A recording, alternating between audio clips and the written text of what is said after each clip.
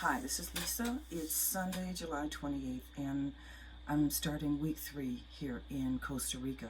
And I just wanted to kind of share some of my experiences, what I'm going through right now. My Peace Corps experience here is quite different than it was in Madagascar, as we would expect. The Spanish language is actually not as challenging as I thought. I'm pretty much understanding everything I'm hearing.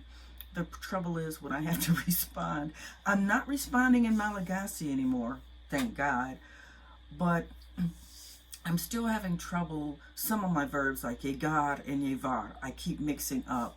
And then being the grammar police, I have to make sure the grammar's perfect. So a lot of times I'll pause while I'm assembling the sentence in my head.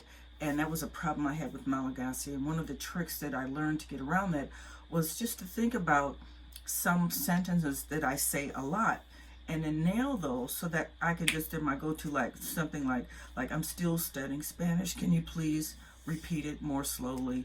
Or basic stuff.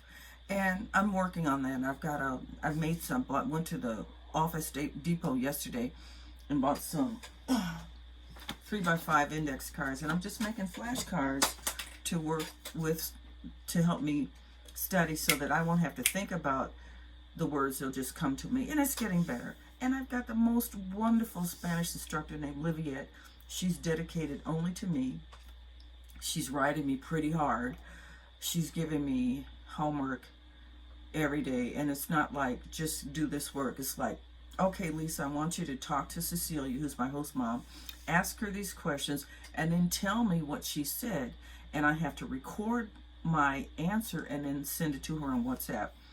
And so what I'm doing, I'm writing them out to make sure I get the grammar just perfect. And I keep making a simple mistake, like I keep saying uno instead of un. You say una for feminine verbs, but for masculine verbs, it's un. And I keep saying uno. And little things, it's driving me crazy. But Livy said, Lisa, stop doing that. I love that woman. She's so supportive. She's like my greatest champion. She's my biggest cheerleader. And I am so grateful that Peace Corps has given me to her. And I'm confident that between the two of us, we're going to be successful. But one of the biggest challenges I'm having right now is I can't seem to get into a routine with my yoga, with my food, with my studying, with just things. The food. My host mom, she's 5 years older than me. My host mom, Cecilia, is a wonderful woman. I adore her. But I don't like the way she cooks. She uses a ton of salt. And she eats a lot of bread. And she's a big woman. And I haven't lost any weight since I've been here. I feel like I'm gaining weight. And I've asked her again and again, this is what I want, this is what I need. And she'll hear me and then just ignore it. So this market was Saturday, yesterday. So I went on and bought fresh broccoli, I bought cilantro, I bought another version, I bought some trumpet mushrooms. So I've got a little refrigerator here. See my little fridge in my room. And because her fridge, she's got a full-size fridge, but it's fairly small. She's like, Lisa, keep your food in your fridge, and that way when I want to cook it, and she's allowing me to cook now, because at first it's like, no, I have to cook everything, because Peace Corps is paying her to wash my clothes once a week. Is that cool? Because in Madagascar, we were on our own, and we were washing by hand, but she has a washing machine. And to wash my clothes once a week and to provide 3 meals a day. So she feels compelled to do that. And I'm like, hey, I'm 67. I'm a mom. I can cook my own food. So I've got some kale in there and some other stuff I've been buying. And so I tell her, if you would just keep this, what's the name of this? I can't remember. It's a mixture of black beans and rice, gallo pinto. And if you can just keep some of that in the refrigerator, then I can saute my vegetables. I bought some tofu yesterday, and that with the gallo pinto, that's complete protein, and I'll be great. I can do that myself.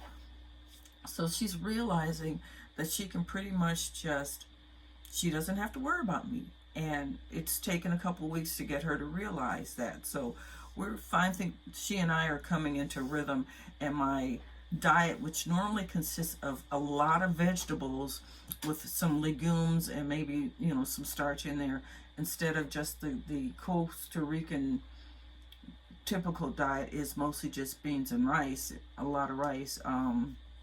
The food is going to get better.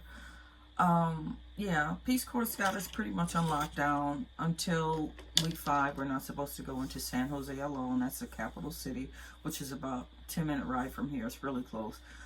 They keep saying how it's muy peligroso, it's very dangerous, but come on, I'm from Detroit.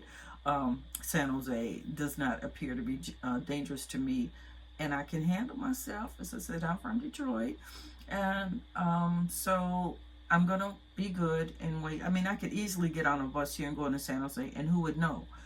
But I'm gonna be good this time. I'm not gonna go out and intentionally break all the Peace Corps rules like I did last time. I'm loving the Costa Rican vibe, I guess is the way to put it. The people are extremely friendly. This place is so clean. I can't get over how clean it was. As much as I love Madagascar, it's a filthy country. It's filthy.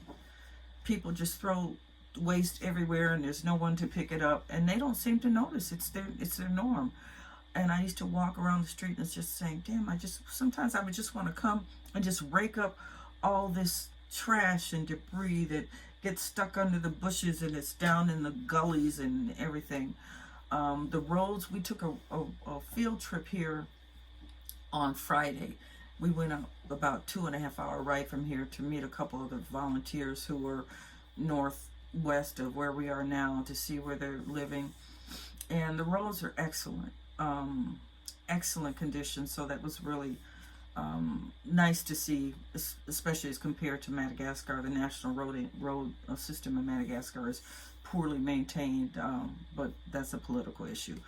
What else? Oh, I had lunch yesterday with 2 delightful women from Oakland, and they've been here in Costa Rica for several years, and we connected because of one of the Black Sick groups on Facebook. You know, I'm a member of pretty much all the Black Sick groups, and reaching out and networking with them. There's quite a few Black folks here in Escazú, which is a fairly upscale suburb of San Jose where they have us living. And the prices of some things are really cheap. Like Uber is so cheap, super cheap. But then I went yesterday to a market. I got 1 little box of tofu, a small bottle, you know, like this size of carrot juice, and and a bottle of vegan mayonnaise. Cost me $20.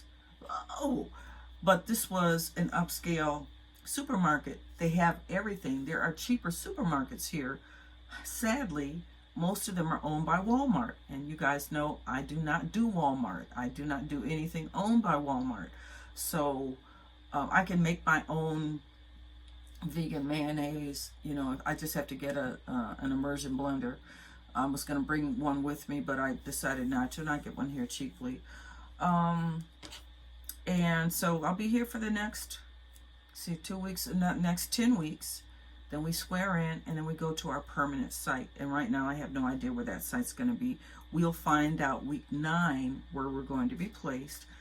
And in week 10, we spend 4 days at our new site. We come back, finish training, swear in, and then we're Peace Corps volunteers. Right now we're just trainees. So this video is going a lot longer. I'd like to keep them like, 3-4 minutes, but we're already up to 9 minutes. So just signing out now, and I'll talk to you next week.